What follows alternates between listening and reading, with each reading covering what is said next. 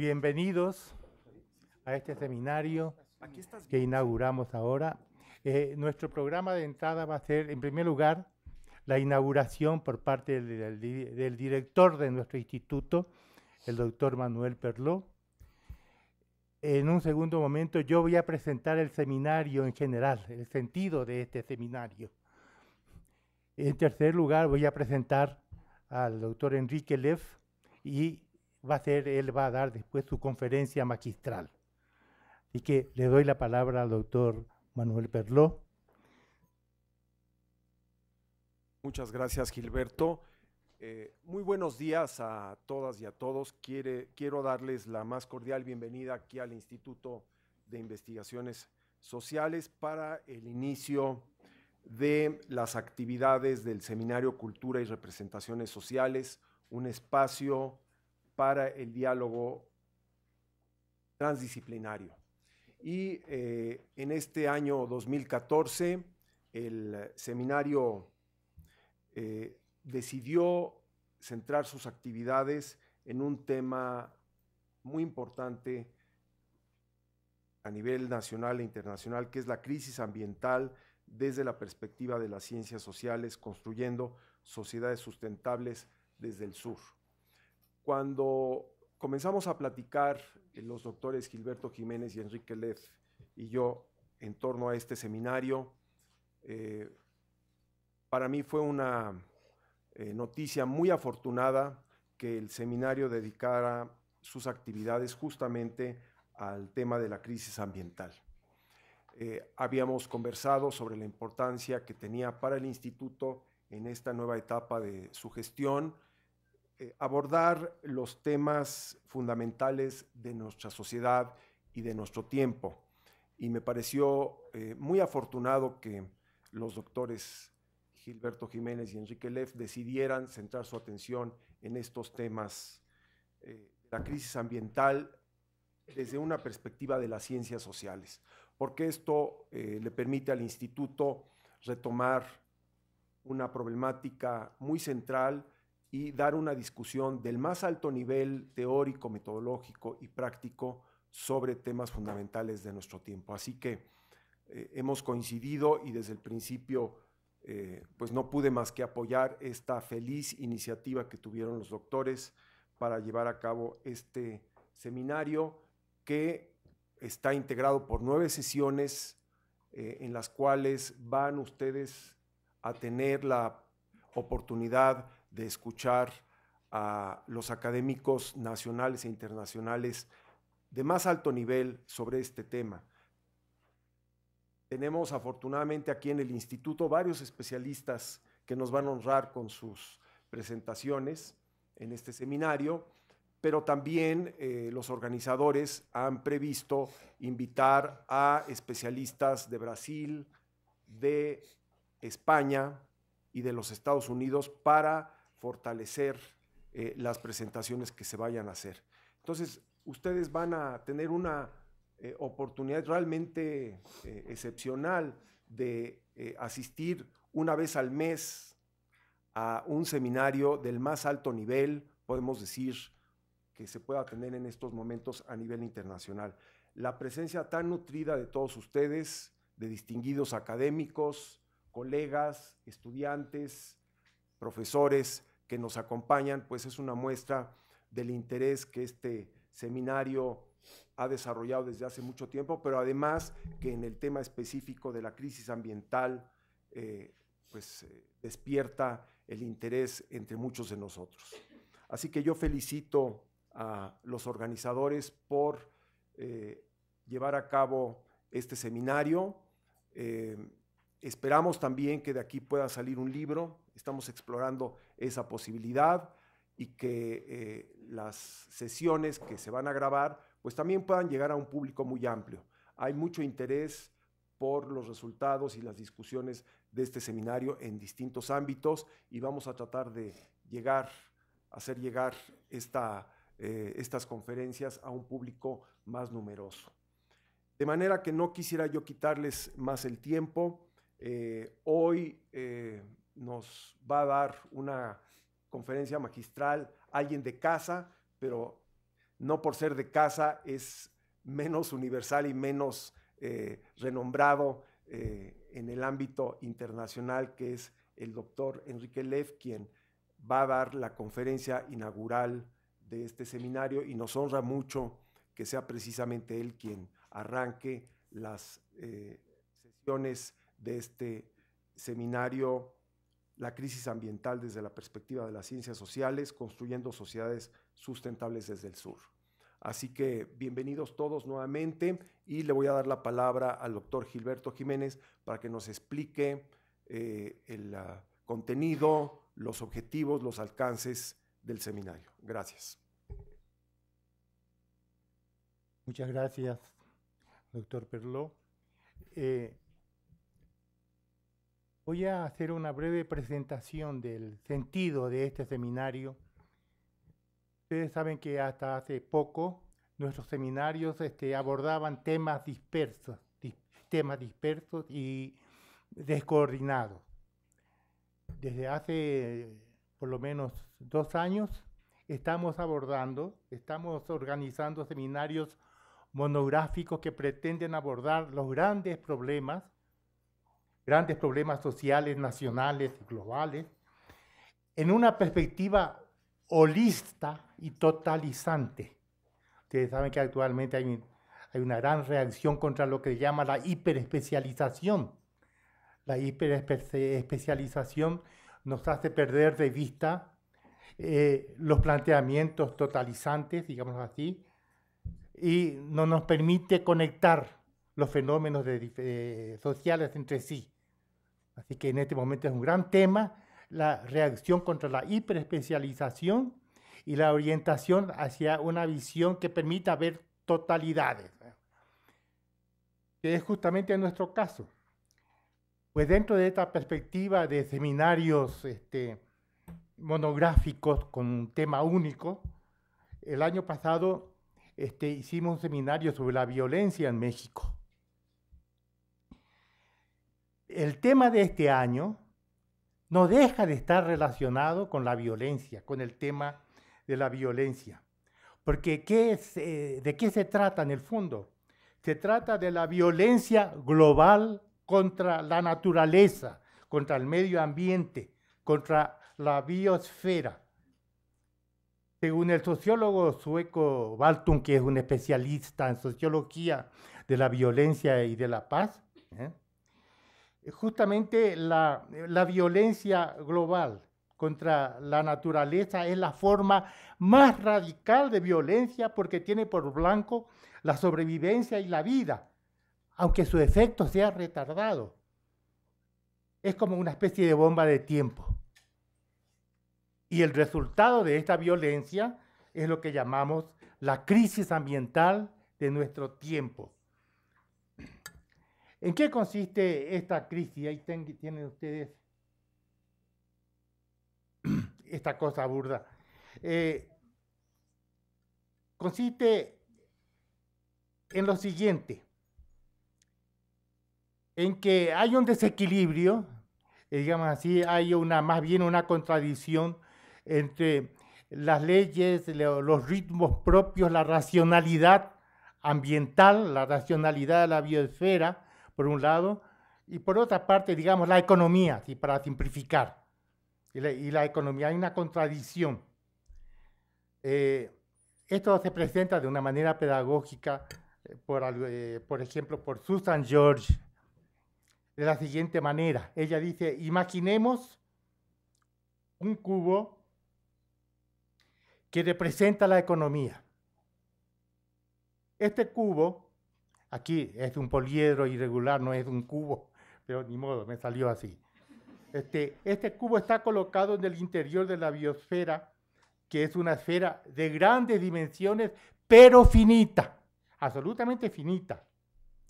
En esta imagen, el proceso de producción está inserto en la naturaleza.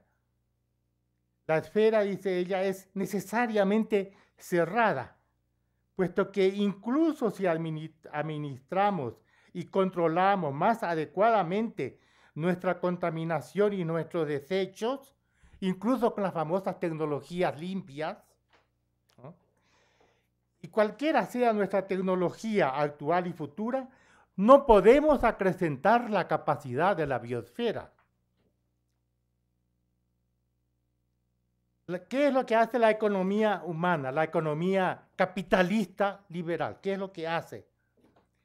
Lo que hace es importar energía y materias ricas de la biosfera, que en este caso asume la función de fuente. Ella las utiliza en la producción y luego exporta hacia afuera sus desperdicios y la energía consumida, el calor, por ejemplo, ¿sí? El calentamiento global. Así que todo esto lo exporta a la biosfera, que adopta entonces la función de vertedero, de basurero. La naturaleza puede proveer y absorber solamente cantidades precisas, tanto como fuente que como vertedero. Su capacidad es limitada. Y sobre todo, no podremos jamás meter la esfera dentro del cubo. Mientras el cubo de la economía es pequeño en relación con la capacidad total de la biosfera, como en el siglo XVIII y en el XIX, no hay problema. Pero hoy en día producimos en menos de 2 semanas la totalidad del Producto Mundial del año 1900. Al ritmo actual, el tamaño de la economía mundial se duplica cada 25 años. Que esta es lo esencial de lo que llamamos crisis ambiental.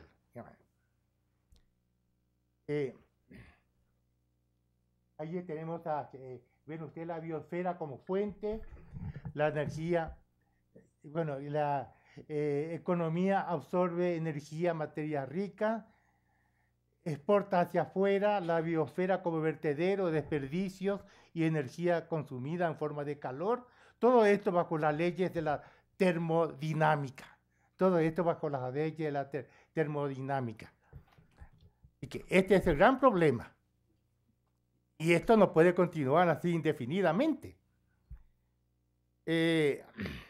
La conclusión lógica de esta manera de plantear las cosas es la incompatibilidad lógica y conceptual entre el capitalismo y lo ecológicamente sustentable, o como diría Enrique, entre la racionalidad ambiental y la racionalidad capitalista, sobre todo neoliberal.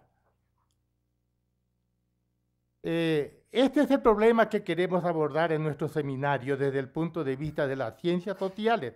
Pero atención, que nuestro objetivo no se limita a abordar el problema en sí mismo y hacer como una especie de resumen de los hallazgos en las ciencias que tienen que ver con el medio ambiente. Nuestro objetivo también es estudiar o explorar cuáles son los desafíos que esta situación plantea a las ciencias sociales y particularmente a la sociología. Y esto desde el punto de vista epistemológico, es decir, que tenemos un objetivo derivado de tipo epistemológico. Este objetivo epistemológico se deriva de un diagnóstico de la sociología y de la ciencia. Yo entiendo siempre sociología en términos muy amplios. Para mí cualquier investigación de hechos sociales en contexto de una investigación sociológica, no importa la disciplina. Bueno, entonces, este objetivo deriva de un diagnóstico que nuestro propio colega Enrique Lev ha hecho este diagnóstico en una forma sumamente precisa. Dice él en un artículo, la sociología es una ciencia autocentrada en lo social. ¿Se acuerdan aquello de lo social se explica por lo social? Y por lo tanto es preambiental. Se olvida digamos así, del sistema envolvente global, del sistema que lo engloba. Así que los paradigmas de las ciencias sociales y de la sociología, en suma, se han desarrollado, se han diseñado en desconocimiento de la naturaleza. Justamente para abordar este tema que es fundamental, queríamos invitar a Descolat, que es el gran sociólogo, el gran antropólogo de la naturaleza, pero no pudimos traer, no podía. Es una verdadera lástima, ¿eh? Así que la sociología en el fondo es preambiental, las ciencias sociales en general, porque desconocemos las condiciones de posibilidad, digamos así, de la formación y del desarrollo de los grupos humanos, que es la biosfera, el medio ambiente. Entonces, ¿cuál es el proyecto ambicioso? Bosquejar, bosquejar los lineamientos de una sociología ambiental prospectiva, dice Enrique Leff. Es decir, situar la sociología dentro de una episteme ecológica. Este es nuestro objetivo. En segundo lugar, establecer la interdisciplinaridad entre ciencias naturales y sociales. Aquí entra la biología, la sociología, la antropología, la geografía, la psicología, que son las 5 raíces interdisciplinarias de la ecología humana. Por eso es que nos interesa la visión, digamos así, de totalidades, nada de hiperespecialización. Ver las conexiones entre los fenómenos sociales y, por lo tanto, aquí la orientación interdisciplinaria, más aún transdisciplinaria, preferiría decir yo. Es decir, que yo no respeto fronteras estrictas entre las disciplinas sociales, y tampoco estos autores, y tampoco cuando uno quiere meterse en cuestiones ambientales puede ser hiperespecialista y evitar esta visión de la totalizante, de totalidades, digamos así, ¿no? Entonces, se trata de establecer la interdisciplinaridad entre ciencias naturales y sociales. En tercer lugar, se trata de orientar la construcción de conocimientos y saberes para la sustentabilidad, sigue diciendo en un artículo aquí nuestro colega. Así que queremos otro programa de sociología ambiental. Y desde este punto de vista queremos también homologar la ecología, hay una serie de ciencias que se pretenden autónomas y que a veces funcionan en forma separada, como es, por ejemplo, la ecología humana, la sociología ecológica, la ecología política, la ecología cultural. Justamente lo que tenemos que evitar es la hiperespecialización en estos temas y buscar la conexión entre los fenómenos naturales y los fenómenos ambientales y sociales. Pues este es nuestro proyecto. Y para realizar este proyecto, ahí tienen ustedes nuestro programa. Hoy comenzamos con el planteamiento fundamental, digamos así, de toda esta problemática con Enrique Leff. Justamente desafío, fíjese bien, teórico-epistemológico para las ciencias sociales y para la construcción de una racionalidad ambiental. Este concepto de racionalidad es sumamente interesante, porque no se aplica de la misma manera a la racionalidad, digamos así, económica, a lo Weber, y a la racionalidad ambiental, sino solo por analogía. Una de las cosas que vamos a hacer es estudiar el concepto de racionalidad ambiental. ¿En qué consiste precisamente? ¿Cómo podríamos llegar? Después, en el 24 de marzo, tenemos una conferencia también magistral del doctor Edgar Boeche, que es del Instituto Nacional de Antropología e Historia. El título va a ser Hacia una sociología de la apropiación social del patrimonio biocultural de los pueblos indígenas. Es decir, que los pueblos indígenas, los grupos populares, tienen mucho que enseñarnos sobre una relación armoniosa o equilibrada con la naturaleza. Y por ahí va a ir la ponencia de Edgar Boeche, cuyo libro, un libro fundamental, ustedes saben que ha recibido un premio nacional al mejor libro dentro del INAH. Después, en el mes de abril, tenemos esta contribución de Leticia Moreno de nuestro instituto, que va a ser Propiedad y apropiación social de los bienes comunes, desafíos para una sociología ambiental. Siempre vamos hacia ese lado, como ustedes ven, ¿no? Así que es una investigadora muy notable de nuestro instituto. Sus trabajos han sido multicitados, digámoslo así. Va a trabajar incluso el aspecto metodológico de cómo estudiamos los problemas, cómo estudiar los problemas ambientales dentro de una perspectiva, por ejemplo, de estudios de casos revisados de una manera específica para los problemas ambientales. Bueno.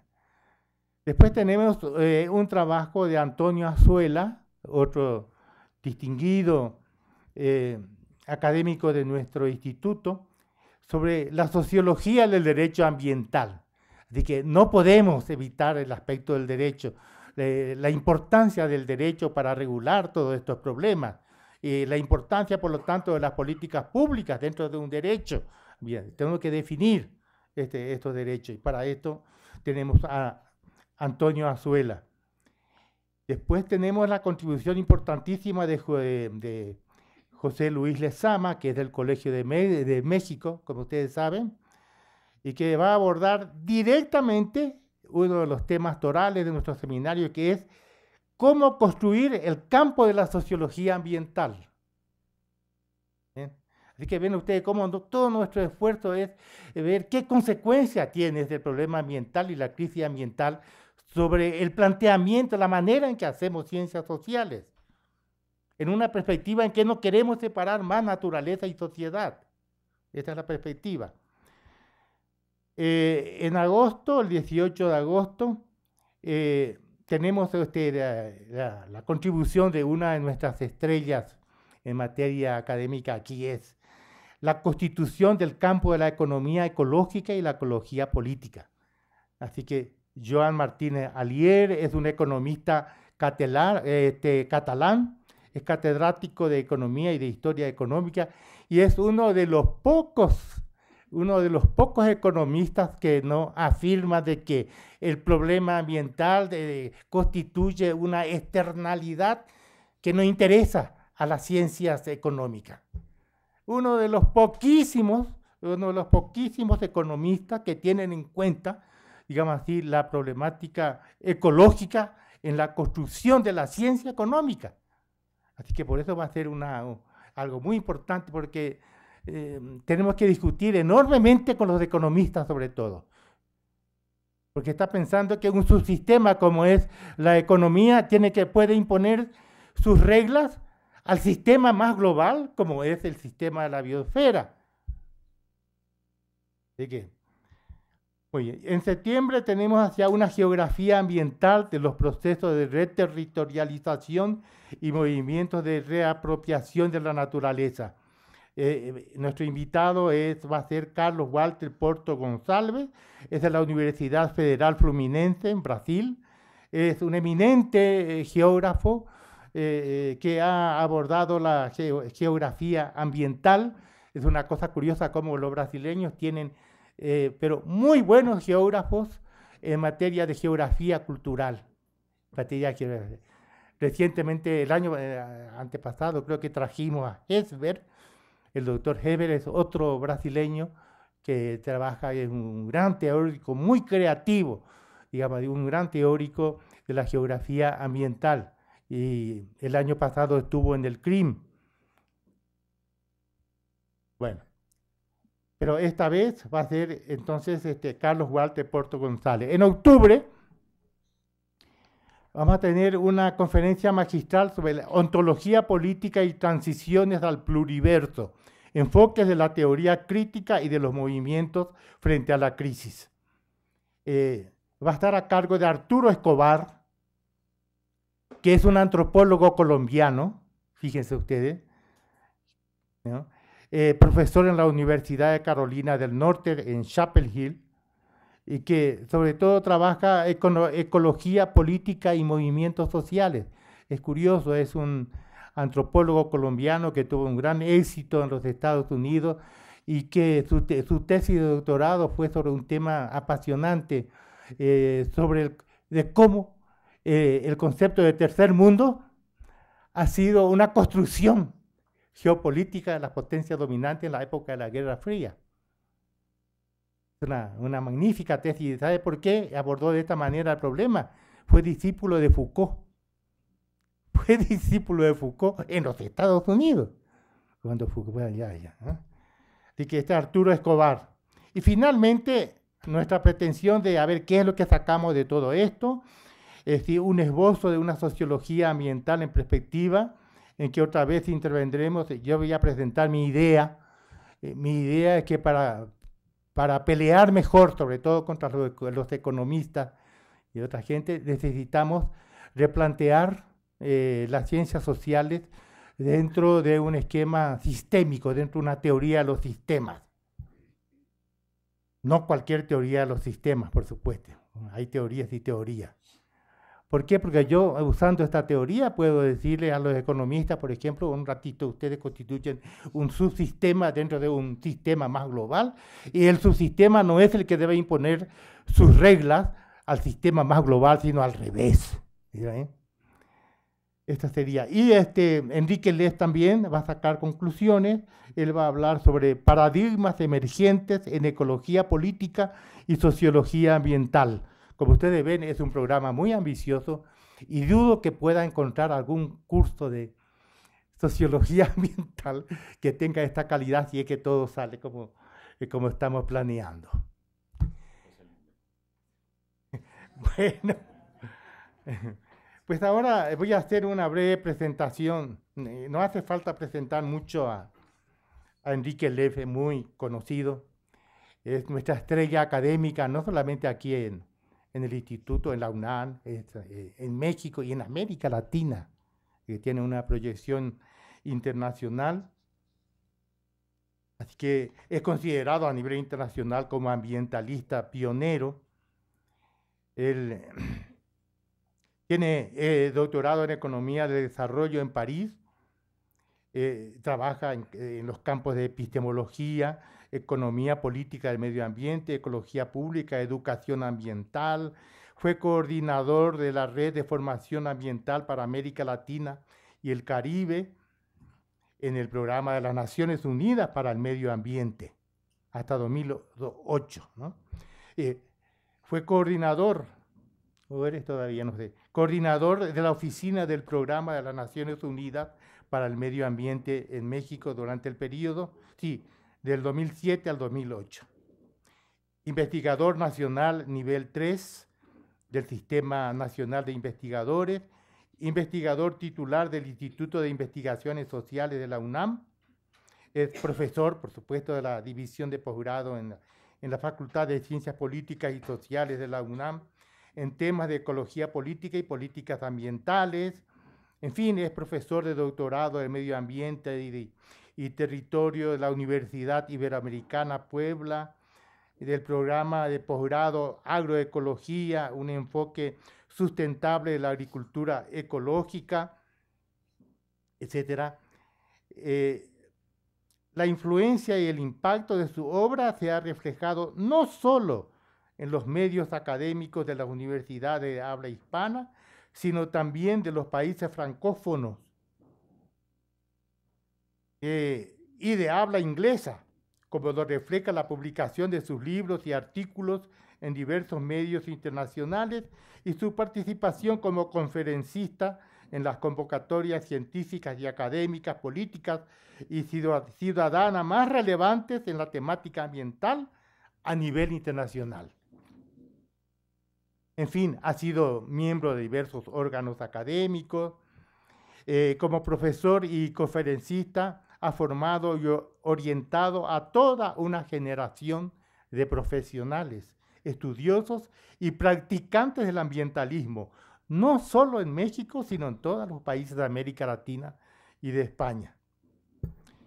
En su carácter de coordinador de la Red de Formación Ambiental para América Latina y el Caribe, Enrique ha asesorado la generación de diversos programas de estudio y de posgrado en universidades latinoamericanas, así como una red de posgrado en medio ambiente y desarrollo sustentable en América Latina. Es autor de numerosos libros y artículos. Uno de los que yo más he apreciado y he estudiado, por lo menos, ¿no?, es su libro sobre racionalidad ambiental, la reapropiación social de la naturaleza, pues, publicada por siglo XXI, como ustedes ven, que la segunda edición es el 2009. Este libro es como, parece a la economía política de Marx, es decir, realmente plantea una tesis, yo no sé si Enrique se da cuenta de las consecuencias de su planteamiento, de cómo hay incompatibilidad entre la racionalidad, entre la racionalidad capitalista y la racionalidad ambiental. Incompatibilidad radical, es decir, entre la biosfera, la legalidad, digamos, la biosfera y sobre todo de la economía. Ustedes se dan cuenta que si yo planteo un problema así, las consecuencias son revolucionarias. Yo no sé si Enrique se da cuenta de todo esto, pero bueno, tiene numerosas obras, digamos así, Ecología, Capital, yo no sé si es la traducción de lo mismo, ¿no? Ecología, Capital y Cultura, a territorialización de la racionalidad ambiental, de Voces Editora. Bueno, este es nuestro conferencista de hoy, yo le doy la palabra.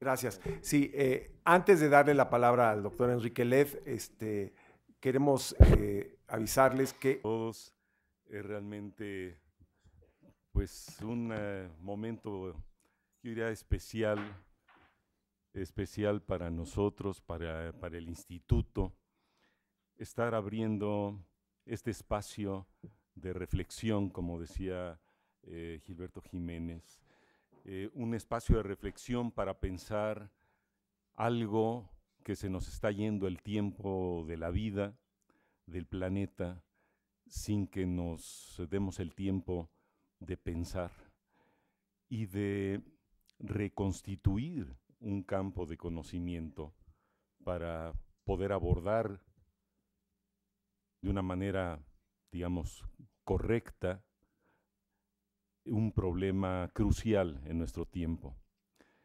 Ya estoy entrando en materia, pero antes de entrar en materia, yo quisiera, en primer lugar, agradecer al doctor Jiménez el que haya querido abrir este espacio ya emblemático, su seminario permanente, ¿no?, sobre cultura y representaciones sociales, donde, como venía diciendo, año con año, este es un espacio de debate de los temas pues, más intensos, más críticos de nuestra sociedad, para volcar sobre ellos, digamos, la reflexión sociológica. Y sin embargo tuvo que pasar todo este tiempo para que, agraciadamente, se abriera este espacio al debate de la crisis ambiental, es decir, al debate no de la aplicación de las ciencias sociales, no de los temas que llaman a una retotalización de las ciencias sociales, sino al tema que yo considero que es crucial para la reconstitución de las ciencias sociales. Y esto es tan radical que lo que hace es que, por seguridad ontológica, como diría Anthony Giddens, se generan resistencias, se generan alergias a entrarle realmente a algo que es tan impensable como el que se nos haya olvidado como sociedad algo fundamental para pensar nuestro orden social, nuestras condiciones. Ya no es nada más una preocupación por lo correcto que sean las ciencias sociales, nuestra condición de vida en el planeta vivo que habitamos, así de simple y así de profundo. Y habiendo agradecido al doctor Jiménez, quiero agradecer de la misma manera al doctor Perlot el haber reaccionado de inmediato de una manera pues tan abierta, tan apoyadora a esta propuesta nuestra de abrirnos este espacio. De manera que gracias Manuel, gracias Gilberto por tener abierto el espacio de la UNAM, ya no del Instituto, de la UNAM, para poder hablar y dialogar sobre esta reconstitución del pensamiento y de las ciencias sociales, como decía Gilberto, quizá de manera privilegiada, la sociología, porque en el sentido amplio que Gilberto Jiménez trata a la sociología.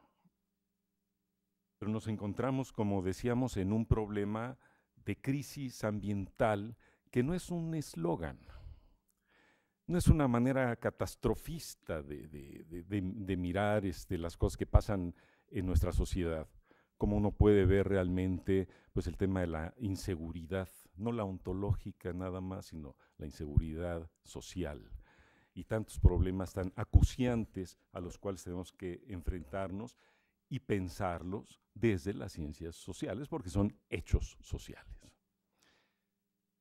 Decía que aquí hay una cuestión radical.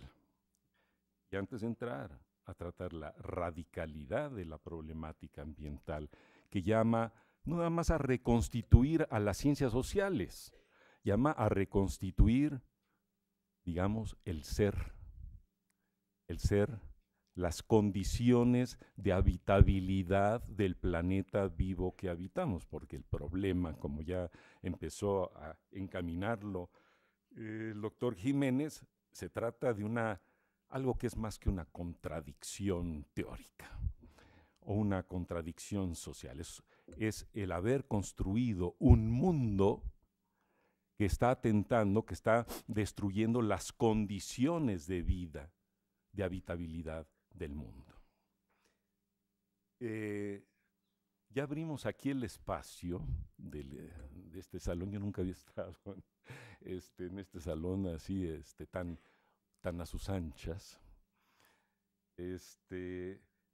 Yo también quiero agradecer que estén aquí presentes Ekar Boegue, José Luis Lezama, Arturo Argueta, Elena Lazos, tantas colegas del instituto y fuera del instituto. No, perdón que no mencione a todo el mundo, pero si no se me va la hora que tengo para hacer la presentación, pero que estén aquí presentes para esta reflexión.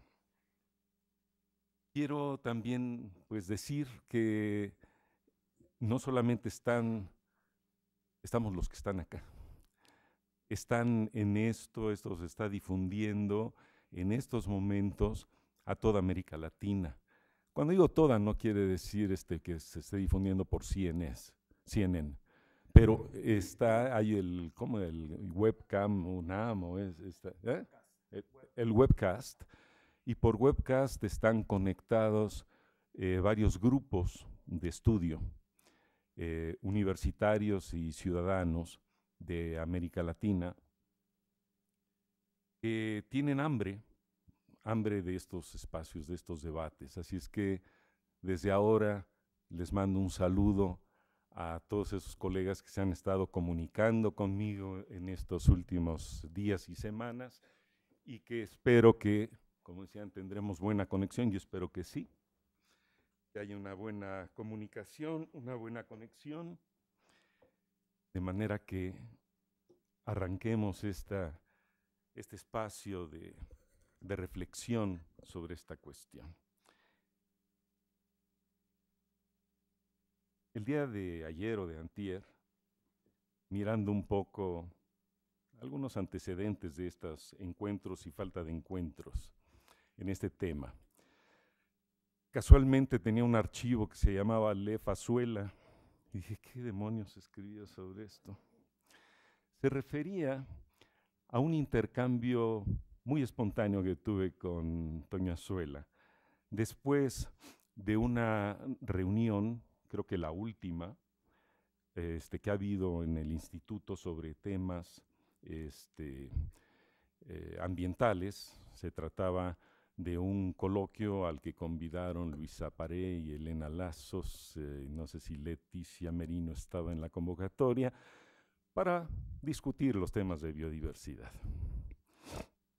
Y yo fui convidado, y después de nuestros diálogos, Toño me escribió un mensaje un poquito alarmado por algunas cosas que yo dije. y me preguntó si si esa ironía era una cuestión así espontánea, si lo decía en serio o si lo decía en tono meramente provocador, ¿no? Porque él, habiendo publicado recientemente en esos momentos su importante libro sobre sociología del derecho ambiental, en el cual hace una distinción entre los que él llama visionarios y los que llama pragmáticos. A mí me colocó en el primer rubro y a los demás en el segundo. Yo no sé si concuerdo mucho con la distinción, pero a raíz de eso me preguntaba sobre la seriedad de mis ironías. Y yo le decía lo siguiente: en mi intervención espontánea y que algunos gestos me evitaron refrenar, destilaba ironía. Sí, casi la vomitaba desde el malestar de un cierto desasosiego.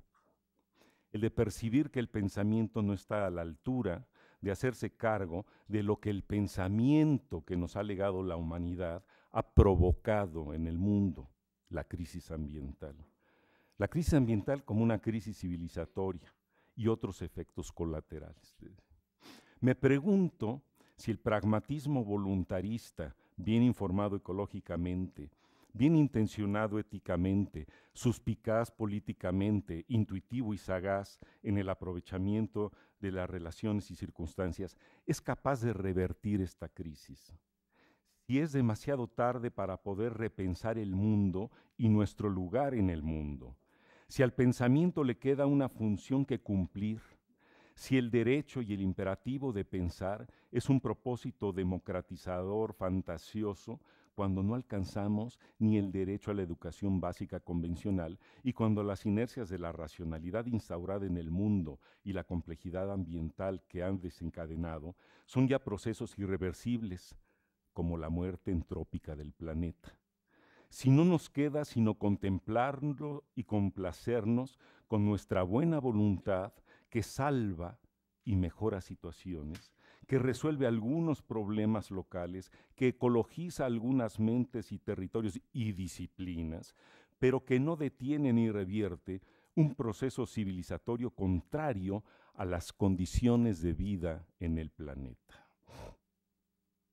Esto que no te lleve a calificarme como visionario, tal vez sea yo el miope, ni como un cínico fatalista, sino como un simple colega crítico de la ausencia de una crítica epistemológica de las prácticas sociológicas y en general de la investigación pragmática y participativa tan practicada en nuestra academia, que sin duda tiene virtudes y ofrece buenos servicios ambientales al mundo, virtudes de las cuales yo carezco. Pam, pa, pa, pa, pa, abrazos, nos queremos mucho. Cuando lo leí dije, esto que sirva de aperitivo a esta entrada.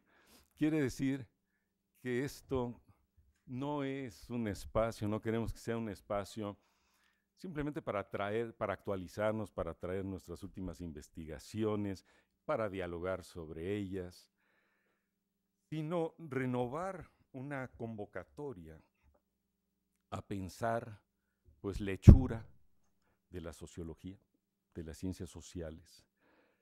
¿Cómo es que las ciencias sociales y la sociología han respondido a esta crisis ambiental?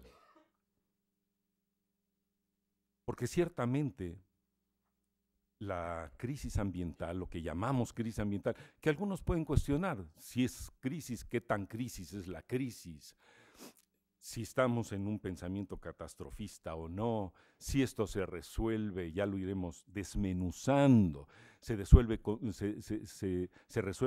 y se disuelve en más modernidad, más modernización, en la propuesta, por ejemplo, de la modernización ecológica de algunos sociólogos.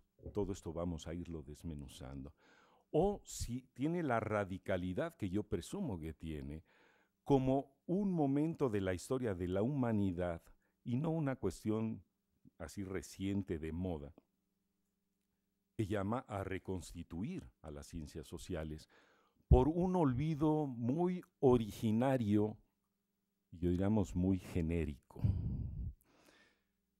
Olvido que Heidegger diría es el olvido del ser. En términos, digamos, menos intangible, porque el ser está en todas partes como Dios, pero nadie lo puede tocar. El olvido de la naturaleza. ¿Cómo es que la sociedad humana tan lúcida, la sociedad humana ahí a donde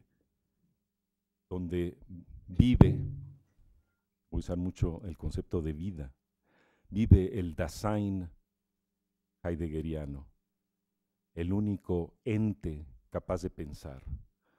¿Cómo es que se le fue de las manos al ente pensante, ¿no?, de Heráclito y Parménides hasta Heidegger, el pensar la naturaleza de este mundo cuando empezábamos, cuando los griegos supuestamente no fueron los primeros en pensar, obviamente, pero ahí se traza un inicio, ¿no?, del pensamiento occidental y del pensamiento filosófico, cuando ahí se fundaron las bases para pensar el mundo. ¿Dónde y por qué y cómo ocurrió una falla histórica de una naturaleza tal, de una radicalidad tal, que nos llevó 5 siglos después, o 7 siglos después, si ustedes quieren, a toparnos de la noche a la mañana con algo que la humanidad no estaba preparado para ver, ni para vivir: la crisis ambiental. Quiero decir, desde que Heráclito piensa el logos, desde que Parménides piensa lo uno, desde que Platón empieza a pensar el eidos y Aristóteles la sustancia, es decir, los modos de pensar el mundo, hasta que esos modos de pensar el mundo van configurando modos de intervención sobre el mundo para desquiciar al mundo, para desquiciar y traernos en la visibilidad de la crisis ambiental: contaminación, calentamiento global, el agujero de ozono, es decir, erosión de la biodiversidad. Todas estas cuestiones que se han vuelto temáticas, frente a las cuales empieza a reaccionar la sociología, pero que son consecuencia de un proceso histórico de constitución epistemológica, es decir, vuelvo a decir, los modos de comprensión del mundo, que no son los orientales, que no son los de los aymaras, sino los que se vuelven dominantes y hegemónicos en el mundo, los que construyen la ciencia moderna, esa que le da legitimidad a los conocimientos, ¿no?, y que terminan en esta situación que irrumpe realmente como una catástrofe, como algo impensable. Las ciencias sociales se enfrentan no a sus fantasmas, también a sus impensables.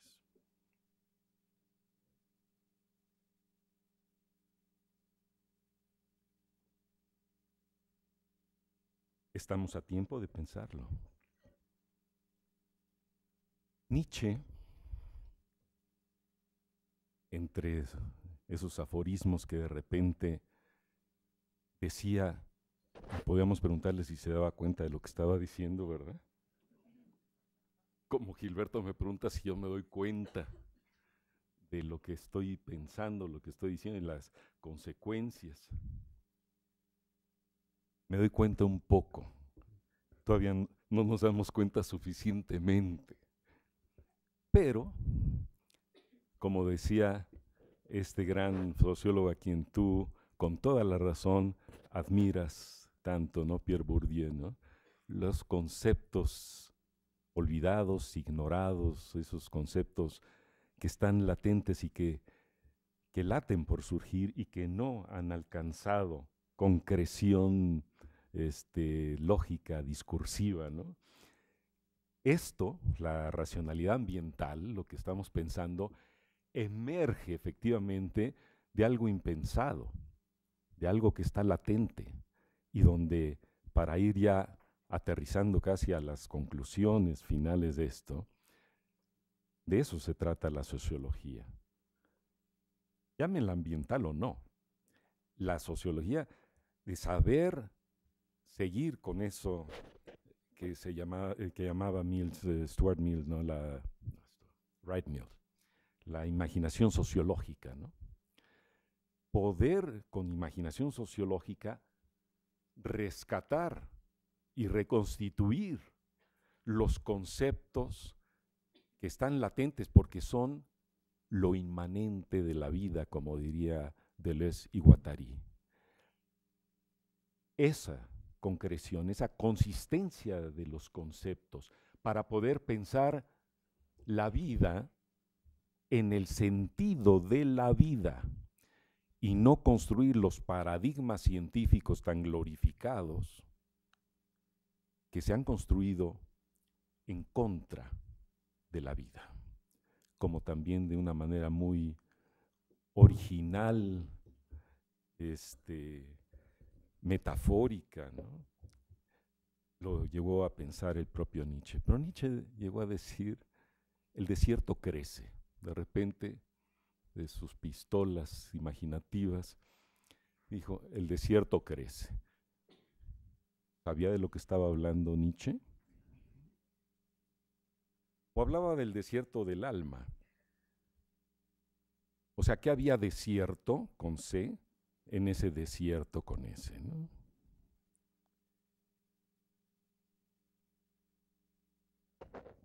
Y es cierto que de ese desierto lo que han quedado son unas ciencias sociales, una sociología yerma, para un poema de García Lorca.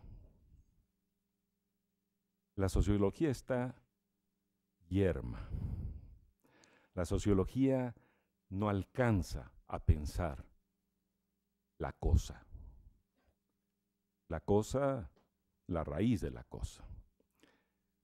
Y la raíz de la cosa es el pensar una disyunción que se dio en lo que llamarían también los dioses la generatividad de la physis, el pensamiento de la naturaleza en ese momento muy primario, muy originario de pensar la naturaleza en términos de algo que anticipaba a Darwin, ¿no? En su capacidad evolutiva, generativa. No era un ente estático, la physis era naturaleza dialéctica en movimiento, ¿no? Pero en esa dialéctica, en esa emergencia de la vida, en esa primera emergencia de la negentropía, déjenme ir echando palabras y conceptos que iremos rearmando. En ese primer momento emerge algo que no existía en el universo. En el universo, no en la Tierra. Que es el logos, que es el orden simbólico. Y ese orden simbólico, que es el que permite pensar el mundo, es el que hasta ahora no ha encontrado propiamente el camino. Y si digo no ha encontrado propiamente el camino, pues dirán, estoy exagerando. Pues, entonces, ¿en qué se entretuvo Descartes y Kant y Hegel? O sea, tenían tanto tiempo de pensar, escribieron cosas que se han sedimentado tanto en nuestra cultura occidental y ahora mundial. Ha surgido una economía, han surgido tantas cosas. ¿Cómo poder decir, ¿no?, una cosa tan catastrofista o tan pretenciosa de que no han pensado? Pues déjenme decirlo, no hemos pensado. Cuando Heidegger dice, ¿qué es lo que llama a pensar? Y se responde rápidamente, se lo que llama a pensar, de la manera como Heidegger pensaba el pensar, ¿no? No que le funcionen a uno más o menos las neuronas y que logre articular algunas cosas por ahí, más o menos coherentes. Pensar, si lo que llama a pensar es que no estamos pensando, en una formulación un tanto paradójica, ¿no? Pero lo que llama a pensar es que no estamos pensando. Para Heidegger, cuando dice eso, no estamos pensando el ser. Es decir, para él, lo que le vino a dar al traste, a la construcción civilizatoria, es el olvido del ser. El ser como lo fundamental, lo que en algún momento originario unió el pensar con el ser. Pensaba él en Parménides, en Heráclito. Y ahí, desde esa forja del pensamiento occidental, que dio para crear toda la historia de la metafísica, ahí ocurrió un acontecimiento que habría que entender por qué y cómo y dónde, que separó al pensamiento de lo real. Entonces, si hay una disyunción fundadora del mundo humano, es esa diferencia ontológica, podemos decir, o casi preontológica, la diferencia entre lo real y lo simbólico. Real ha sido el universo en su dinámica que tratan los cosmólogos, los astrónomos, los científicos de indagar bajo qué leyes se comporta. Pero aquí ocurrió algo, aquí quiero decir en el mundo humano, surgió el lenguaje, surgió la capacidad de simbolizar al mundo y saber manejar esa condición de la vida en el mundo, de la vida humana, ha sido un camino muy errático. Heidegger hablaba del error platónico, que yo digo que el error platónico no era para Heidegger el andar de manita sudada con la novia. El error platónico era ese de haber perdido un poco la guía, el rumbo de cómo pensar el mundo desde el ser. No voy a seguir más en la línea heideggeriana, esa la estoy dejando para otra indagatoria, pero es importante trazar ese origen de una problemática. Dicho de otra manera, y un poco en los términos que alguien como Deleuze y Guattari lo habrían colocado muy al final de su obra, ¿no? El problema fundamental es el de la consistencia de los conceptos para pensar en el sentido de la vida, de la inmanencia de la vida. Hay una inmanencia en la vida, esa inmanencia de la physis que genera vida, que podemos pensar científicamente en términos termodinámicos, en términos de entropía y negentropía, como leyes que ordenan al cosmos, que ordenan al mundo. Pero donde algo surge, no en esa corriente, sino que se atraviesa esa corriente.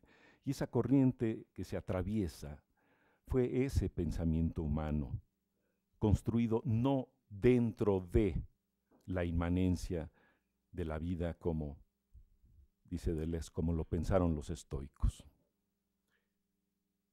Esto tiene una serie de consecuencias.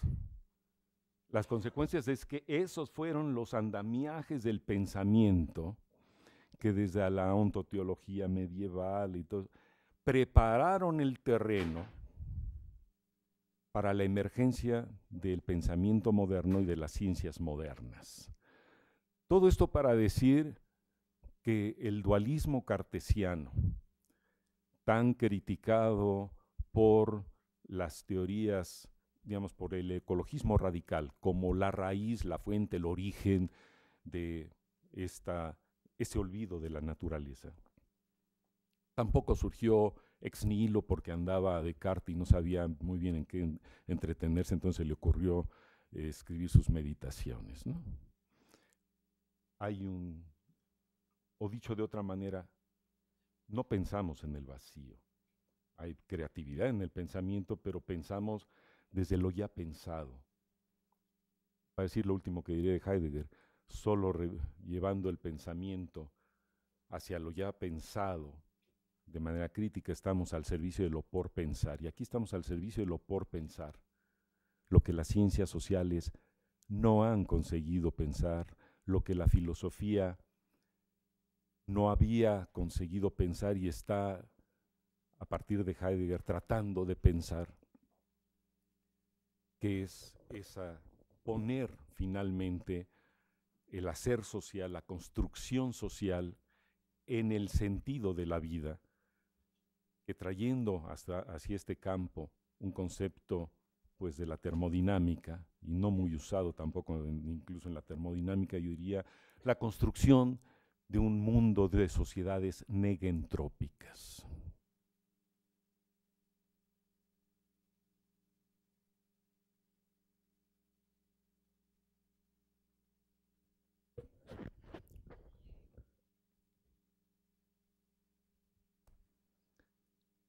Se dan cuenta que con esto, con lo que ya dije acá, el problema ambiental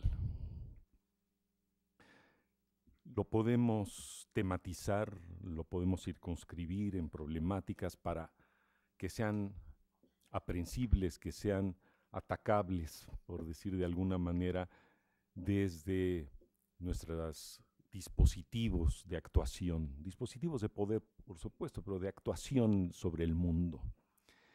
Pero que la cuestión no se resuelve actuando desde esas construcciones pragmatistas, esas dispuestas a responder a estos problemas en la manera como se nos presentan. Si no hacemos un ejercicio, una reflexión, que no es solamente una cuestión de una reflexión en términos, de decir, hay un tema interesante para la metafísica o para la historia de las ideas. No, sí son temas de filosofía, pero son cuestiones que están latentes hoy en día en la manera como están constituidas las ciencias, no solo las ciencias sociales, las ciencias, y que han construido este mundo de la manera como está construido y al cual tenemos que responder. Entonces, la respuesta desde las ciencias, incluidas las sociales, no puede ser una respuesta así de bote pronto. Tiene que ser una respuesta que parta de la comprensión de lo que originó esta situación, esta cuestión ambiental en el mundo que podemos vivir como una crisis ambiental. Y por eso es la radicalidad de la crisis ambiental en cuanto a que nos lleva a reconstituir el pensamiento y las ciencias sociales. Por eso he afirmado hace tiempo y siempre lo afirmo, el tema ambiental, la crisis ambiental, es en el fondo una crisis del conocimiento. Es el reflejo, el impacto, el efecto de una crisis del conocimiento. Es desde los modos de comprensión del mundo que hemos construido conocimientos, paradigmas, racionalidades, que son las que organizan a las neuronas, ¿no? Organizan nuestros modos de discurrir, de pensar y de actuar, de responder a eso que ahora se nos presenta como problemas ambientales, ¿no? Esto es importante en muchos sentidos. Es decir, ya habla más de que el problema al que nos enfrentamos no es un problema simplemente de atar cabos en el sentido de reunificar a las ciencias y a las disciplinas. Como ustedes saben, la crisis ambiental que irrumpe en los años 60, principios de los 70, es contemporánea a algo que filósofos llamaron crisis de la razón. Una crisis de la razón que llevó en el campo científico a plantearse el problema, como decía Gilberto, de la especialización, de la superespecialización de la ciencia. Y por mucho tiempo, y yo creo que todavía no acaba, digamos, ese tiempo, el tema que ha traído a muchos científicos es el tema de la interdisciplinariedad. Es decir, la cuestión de que la problemática ambiental son problemas complejos y que somos herederos de una tradición científica que mira trayectorias lineales, que acota los problemas de tal manera que ha ido cercando a la ciencia en pequeños o grandes feudos científicos, lo que Foucault llamaría, ¿no?, dominios de la ciencia, ¿no?, campos disciplinarios que se van cercando, que luego van ramificándose, pero desde ahí se ha ido abriendo camino esto que llamamos la ciencia moderna. Ha ido abriendo ese tipo de ramificaciones desde esa condición, desde su constitución como el campo de construcción de conocimientos objetivos. Y la búsqueda de una verdad que es correspondencia, y más que correspondencia, identidad, entre no solamente las palabras y las cosas, recordando un gran título de la obra Foucaultiana, sino la identidad de los conceptos y los procesos, podemos decir, y la realidad. Esa ha sido la obsesión y sigue siendo la obsesión de la ciencia, la verdad objetiva. Sabemos que a partir de esta constitución de un pensamiento dualista que nace de Descartes, ¿no?, se desarrolla con Locke, se van constituyendo los campos de las ciencias, ¿no?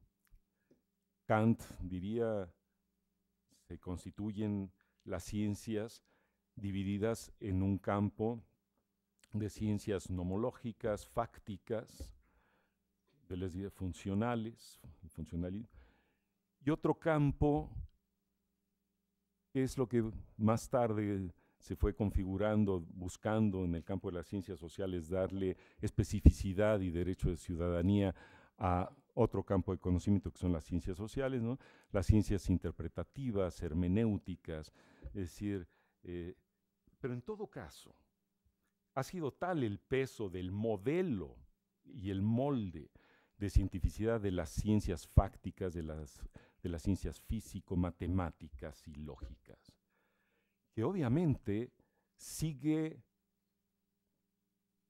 ensombreciendo, sigue colmando, sigue invadiendo, sigue dándole el ejemplo a las ciencias sociales.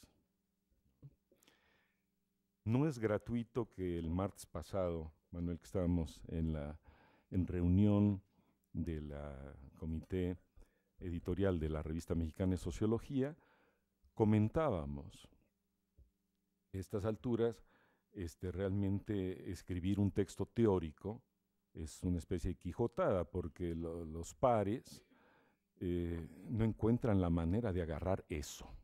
Es decir, aquello que no es una construcción metodológica basada en ciertas hipótesis, en ciertos principios, en cierto marco de referencia teórico, que tiene que probar, que circunscribirse en un estudio de caso y probar su consistencia con los datos. Toda esta cosa de parafernalia de la construcción de la realidad a través de los datos y la prueba, la prueba, lo cual me remite a Otelo, ¿no? Ustedes ya saben lo que le pasó a Otelo, ¿no? Cuando llegó Iago y le dijo, mira, la prova, ¿no? Il fazzoletto, el pañuelo, que le encontró de Desdémona en las manos de Casio, ¿no?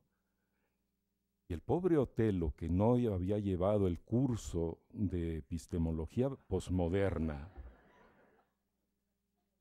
y que se tragó el anzuelo de Descartes y de Locke y de Berkeley, el empirismo, mató a Desdémona. Consecuencia no de la fantasía de Shakespeare, sino del hijo de tal por cual de Descartes. Bueno, por ahí va la cosa. Algún día haremos una ópera sobre la crisis ambiental, pero la metáfora la podemos comprar completita. O sea, andamos atrás de la prueba fáctica, por ejemplo, de si el cambio climático, es cambio, hasta cuándo, si es antropogénico, si lo generó, si sigue siendo una cuestión, unas llamaradas que nos está aventando el sol, que están... Y por ahí anda explorando alguna rama para irnos conectando ya con el campo de la sociología ambiental, dejar un poquito los prolegómenos, es decir, el campo de percepción desde la filosofía, que es fundamental para ver por dónde anda explorando la sociología ambiental. Pues anda explorando para ver qué tan real es lo real, qué tan real es el cambio climático, quién lo creó, si es creíble o no. Y entre tanto, volvemos a separarnos de lo fundamental. En todo caso,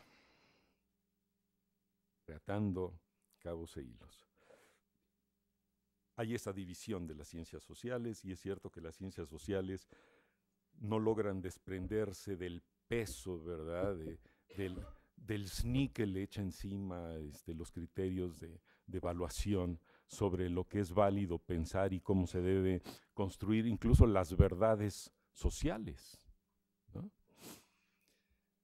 Hasta ahí, digamos, las sombras que van encubriendo y dificultando un pensamiento sociológico, una imaginación sociológica que tiene que confrontarse con esos prejuicios, puedo decir, esos prejuicios que hemos heredado del conocimiento.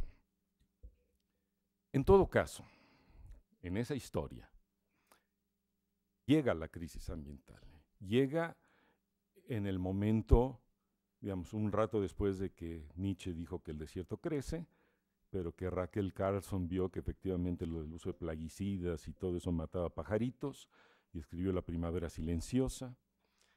Y ya en ese mismo año Murray Bookchin había escrito un artículo seminal de su ecoanarquismo, donde ya en forma muy, pues, anticipándose, digamos, a lo que sería el ecologismo crítico, y en 1962 Bookchin decía, esto es obra del capitalismo, es decir, es obra del capitalismo, pero es obra también de algo que se había preparado anteriormente, que es decir, ya la construcción del mundo como un mundo objetivado.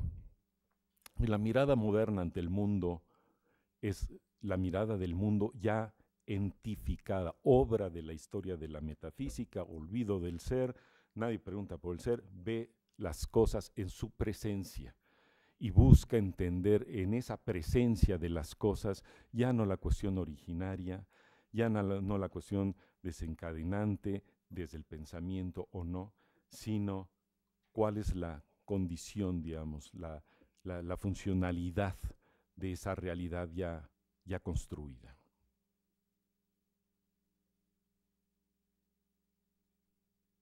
Ante esa realidad que alcanza muy rápidamente, digamos, el nivel de un debate internacional, piensen que 1962 es la primavera silenciosa, se llaman los primeros textos que empiezan a reverberar sobre esta cuestión de que algo anda mal en el mundo. Algo así como ahorita, creo que por ahí se oye algo de que a lo mejor hay H1N1, parece que hay una gripilla por ahí, y mientras tanto fallece Federico Campbell, porque tampoco había ya lugar en el hospital, el Instituto de Enfermedades Respiratorias, y como él, parece que más de 1000 gentes, pero es algo que no conviene, ¿no? La verdad incómoda, diría Al Gore. Algo que se mantiene en lo oscurito. Pero esto, como decíamos, en cuestión de 10 años, de Raquel Carlson, Murray Bookchin, todo esto, junto con la crisis de la razón, la emergencia de las ciencias de la complejidad. No podemos olvidar también que hay algo que irrumpe dentro de las ciencias, que empieza a cuestionar todo el paradigma, los axiomas, ¿no? Y los principios de la ciencia lineal, ¿no? El pensamiento de Prigogine principalmente.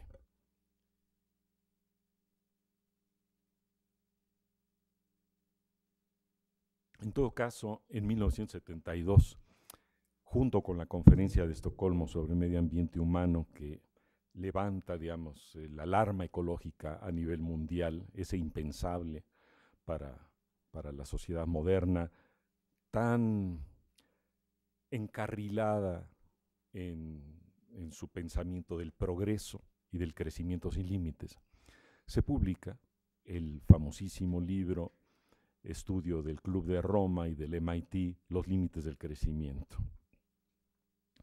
Y esa fue, pues, el primer shock que alcanza notoriedad internacional, porque el libro se difundió arriba y abajo por todo el mundo. Y haciendo uso de los instrumentos, ¿no? De la modelación y de la prospectiva,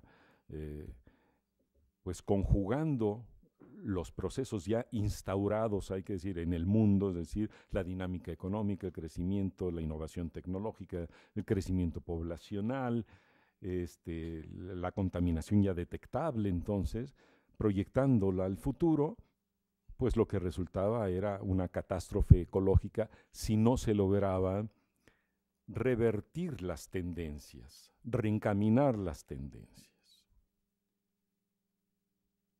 En ese mismo tiempo, 1971, Nicolás Gheorghescu-Roegen escribe, pues quizás el libro más fundamental de crítica económica a mi gusto y a mi juicio, dentro de mi distinción burdiana, después del Capital de Marx. Es decir, el tema de la economía, el olvido de la economía, era la ley de la entropía. Los economistas se habían construido un caso de sociología ambiental, cómo es que se construyó la lógica económica, la racionalidad económica, porque a menos de que creamos que es también que la economía emerge del devenir del ser, por ejemplo, o de la physis, como un hecho natural, tendremos que entenderla como una construcción humana. Humana desde eso que dije hace un rato, desde esa disyunción de lo simbólico y de esa falla en la construcción y en la comprensión de cómo se construye la manera de intervenir al mundo. La economía es el caso, yo creo, más emblemático, más extremo. Todas las ciencias lo son, pero más extremo, sobre todo por el impacto final que tiene en el desordenamiento del mundo. O sea, la economía se construye sobre la base de la ficción, digamos, de las ciencias físicas. Y sobre ese modelo mecanicista se construye una ciencia que se acopla con un proceso de objetivación del mundo que viene operando el propio intercambio económico entre mercancías, es decir, la reducción de la diversidad ontológica del mundo, de las cosas, de la naturaleza, de los hechos humanos, de todo, la unificación en términos de una medida de mercado, es decir, de la unidad monetaria.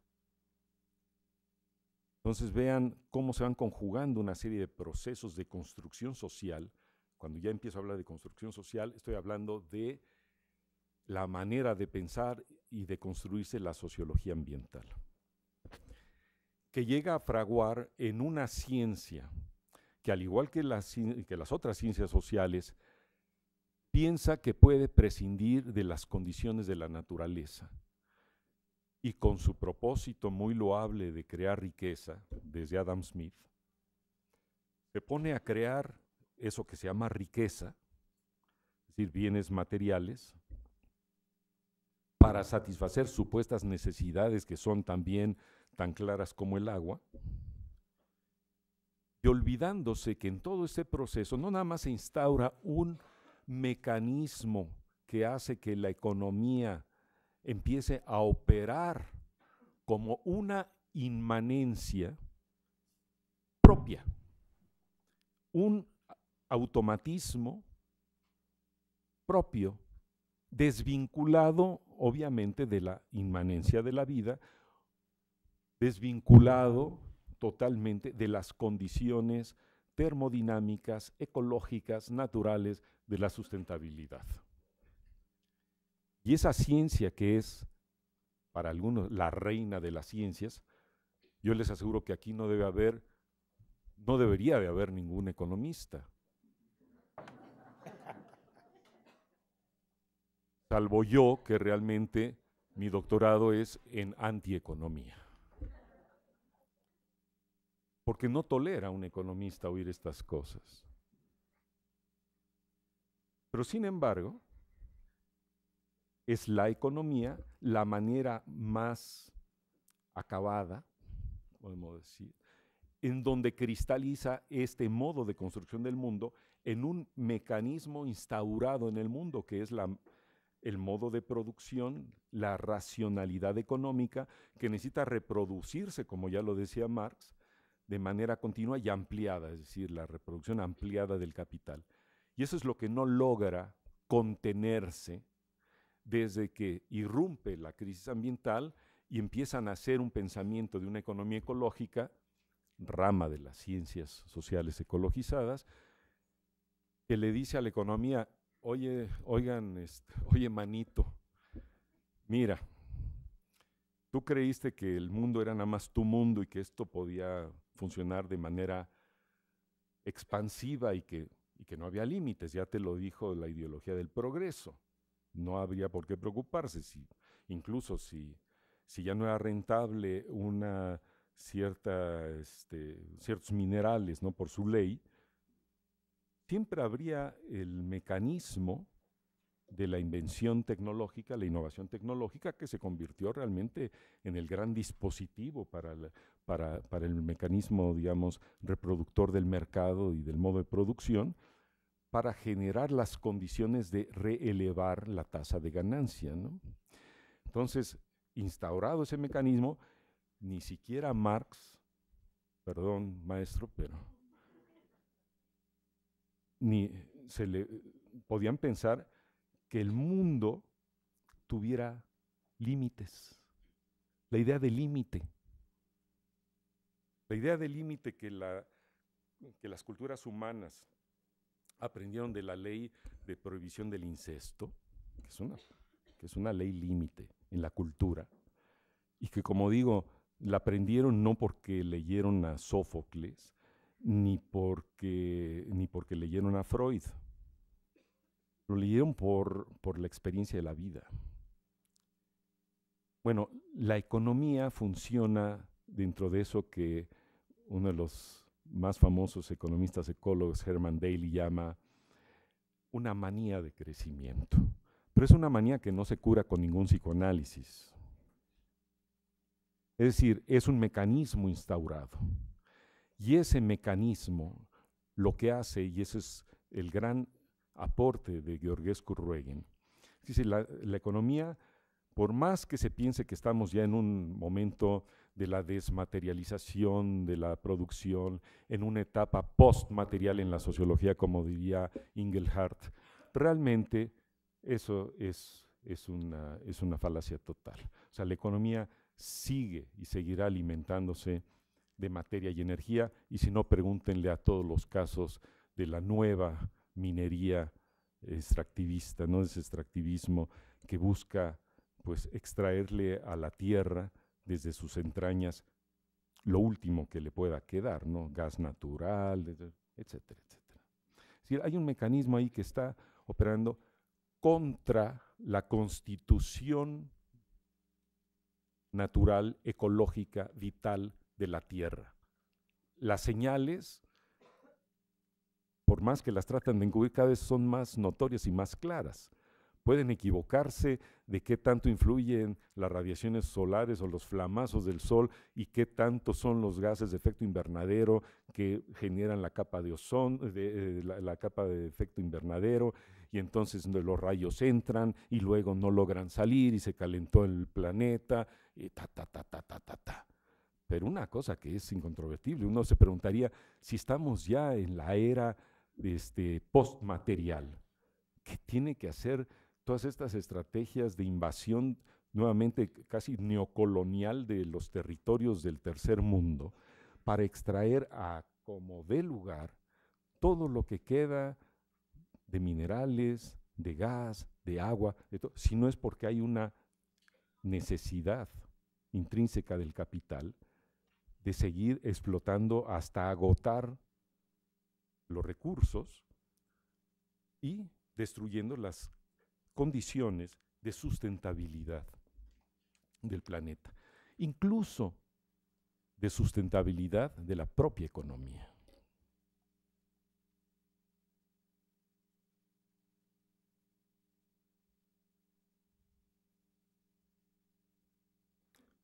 Estos son los prolegómenos para entrar a hablar de sociología ambiental. Cuando irrumpe esta crisis, entonces, por un lado dicen hay que reconstituir el mapa de los conocimientos. El problema para conocer y abordar los problemas complejos es reunificar a las ciencias, generar metodologías inter y transdisciplinarias que unan lo que había estado pues desgarrado, el tejido de las ciencias, con la idea de que con esto ya tendríamos un conocimiento otra vez totalitario, ¿no? Holístico, que es una manera más bonita de decirlo, holístico, y entenderíamos las partes del todo, ¿no? Lukács quedaría encantado de la vida porque ahí vería realizada realmente la razón más profunda de la dialéctica de Marx. Nobody's perfect. Pero así no se soluciona la cosa. Pero no me voy a ir por el camino de los avatares de esta tarea que se vino dando desde los años 68, 70, desde el famoso seminario de Niza, donde se produjo ese famosísimo libro de Leo Apostel et al. Sobre interdisciplinariedad, de buscar las maneras de reunificar la ciencia.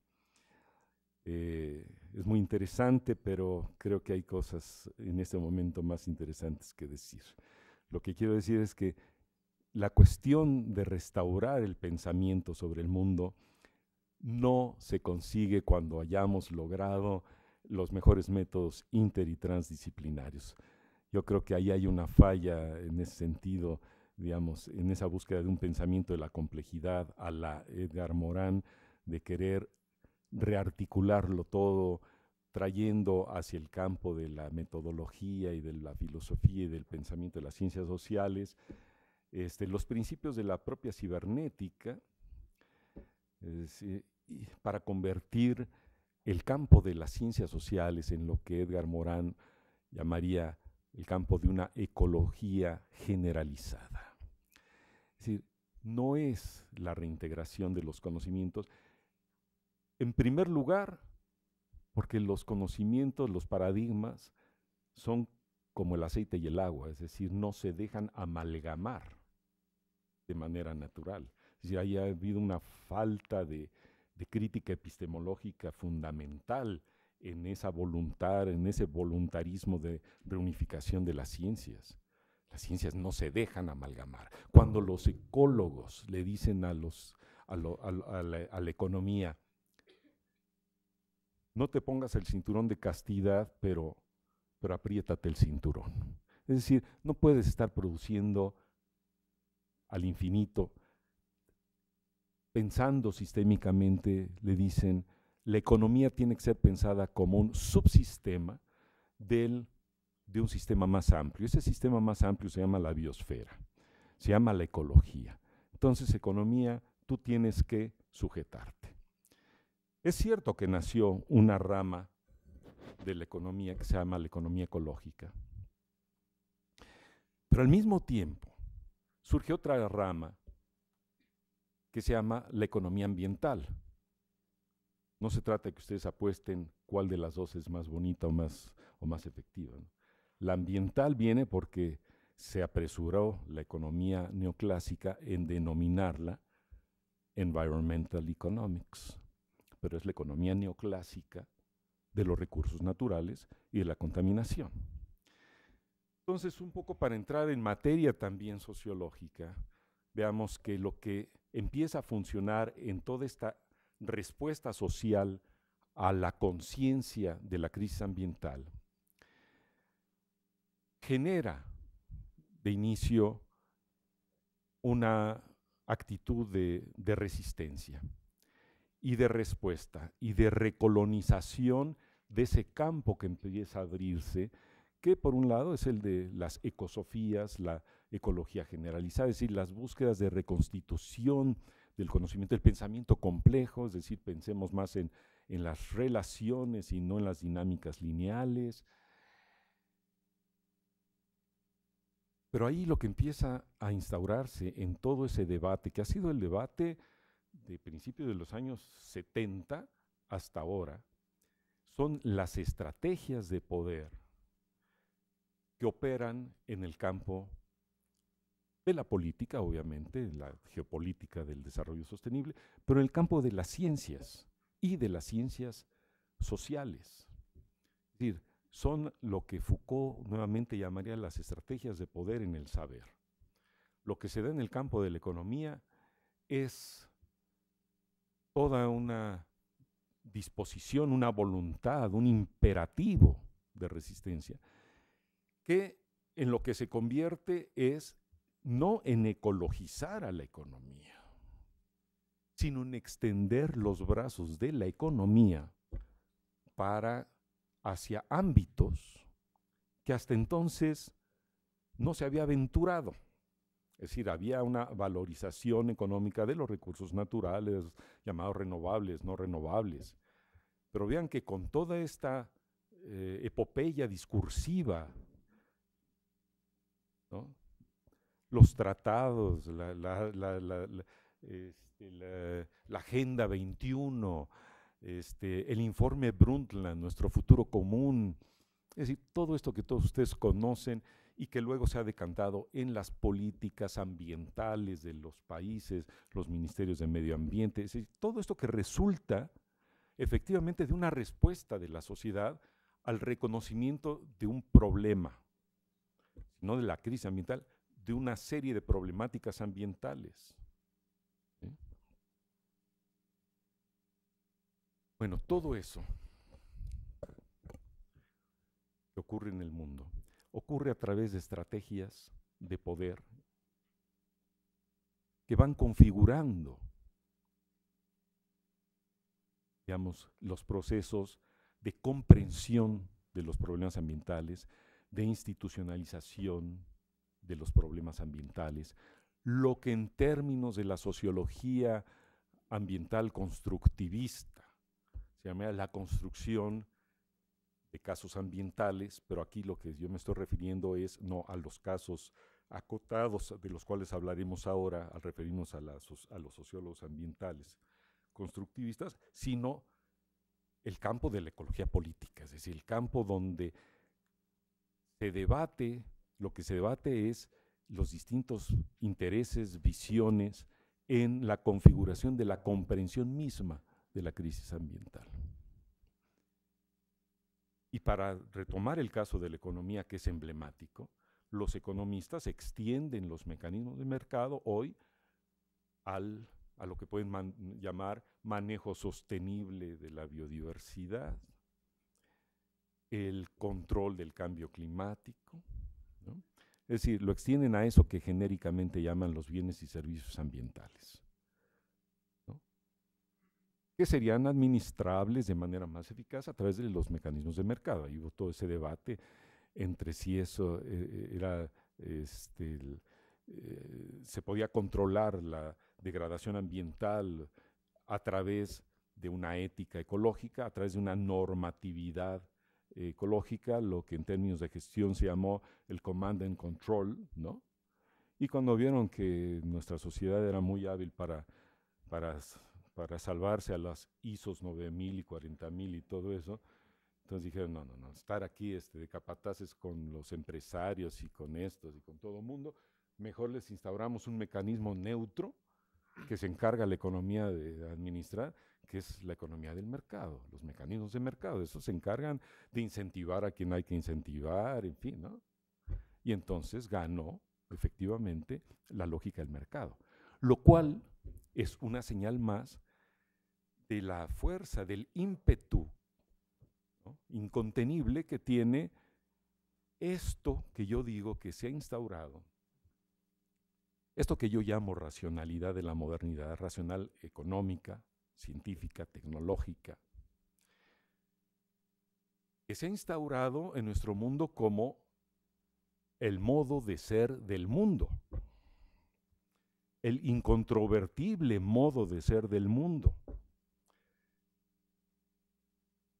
pero que está generando, ¿no?, la muerte entrópica del planeta. Voy a volver en un momento a eso.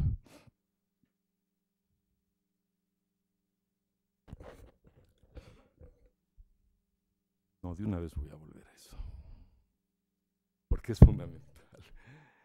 Porque ustedes me dirán, bueno, ¿y de dónde sacas tú? O sea, nos tratas de convencer de que realmente el mundo está arrastrado por esta dinámica económica.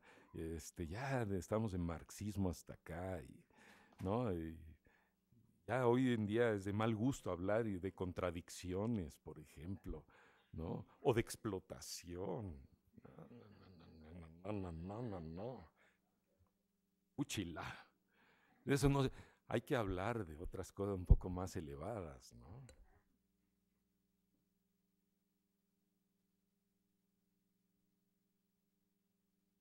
Sin embargo, la entropía ahí está. Vamos a tener que ver cómo la incorporamos al pensamiento sociológico, pero la entropía, como se decanta y se deduce de las diversas acepciones de la entropía, llevada al campo de la economía, funciona de la siguiente manera, como nos iluminó el gran Nicolás Gheorghescu-Roegen, ¿no? La rueda de la producción, Gheorghescu-Roegen, Nicolás Gheorghescu-Roegen. El libro está traducido al castellano, difícil de encontrar. En algunas bibliotecas, búsquenlo, lo van a encontrar, es fundamental. Porque lo que dice es algo tan obvio y tan lógico. La economía necesita extraer recursos naturales, como veníamos diciendo y como es evidente. Puede ser que la economía siga funcionando más atraída por las ventajas comparativas, por los incentivos de mercado, por todo eso. Pero finalmente, cuando entra naturaleza, le hace materia y energía, insumos productivos, a un proceso productivo, estos se degradan, producen cosas espectaculares, hasta viajes a la Luna y a Marte. Pero, junto con ello, producen, todo el mundo sabe, desechos, algo que es irreciclable. Por más de que están a la moda las tecnologías del reciclaje, la ecoeficiencia y todas esas cosas, hay algo que es irrecuperable, y eso es lo que dice la ley de la entropía. O sea, todos los procesos termodinámicos del universo, no nada más de la Tierra, degradan energía desde sistemas o estados de baja entropía, que algunos les dicen más organizado, hacia estados de alta entropía.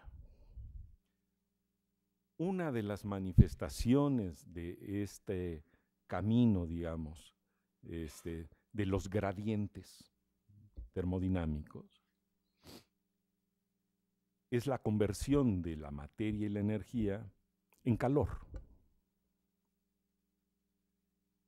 Bueno, lo que dijo Georgescu Ruegen es que lo que le está pasando aquí al planeta era eso, el treadmill of production, como dicen, la rueda de la producción, el mecanismo de reproducción ampliada del capital, de la economía, está transformando cada vez más materia y energía de la Tierra, desestructurando ecosistemas. Y esa materia y energía, finalmente, lo que no es reciclable, se va pues afuera del sistema. Fuera del sistema aquí se llama la atmósfera, por ejemplo. Se va también a los lagos, se va a los ríos, se va a contaminar muchas cosas. Pero eso es irreciclable. Prigogine habría dicho, bueno, eso es lo que marca la flecha del tiempo. Esas son las cosas, por ejemplo, que los economistas son incapaces de concebir, porque ellos siguen pensando que los factores de la producción son perfectamente sustituibles, que hay sustituibilidad perfecta, salvo alguna falla del mercado, entre lo que ellos llaman ya en su léxico capitalista, capital financiero y capital natural, por ejemplo, ¿no? Es decir, para ellos no hay problema, podemos acabar con la tierra mientras conservemos mucho capital financiero. Esa es la verdadera riqueza. O sea que se pueden... Bueno, lo que dice la ley de la entropía es que para no decir groserías, es una falacia, ¿no? Y es una falacia absoluta. Y las consecuencias son esas. Estamos desestructurando a la biosfera, que es un hecho, un acontecimiento, ya no diría histórico, cósmico, que tardó los millones y millones de años que sabemos en constituirse, como un acontecimiento único del universo, a menos de que ustedes hayan conocido otro, ya me dirán después. Pero ese es el que conocemos. Son mecanismos tremendamente resilientes hasta cierto punto, pero son los que operan para crear la vida, para producir la vida. El fenómeno fotosintético, la creación de materia vegetal, de materia viva, proviene de la configuración complejísima, hipercompleja de la biosfera. Bueno, la economía lo que hace es irla tronchando, irla desarticulando, ir reduciendo la capacidad de operatividad de ese fenómeno que es la negentropía, de la manera como la dijo, la pensó Erwin Schrödinger, ¿no? Dijo, negentropía es eso, la conversión de la energía radiante en energía viva, en biomasa, a través del fenómeno fotosintético, ¿no? Entonces,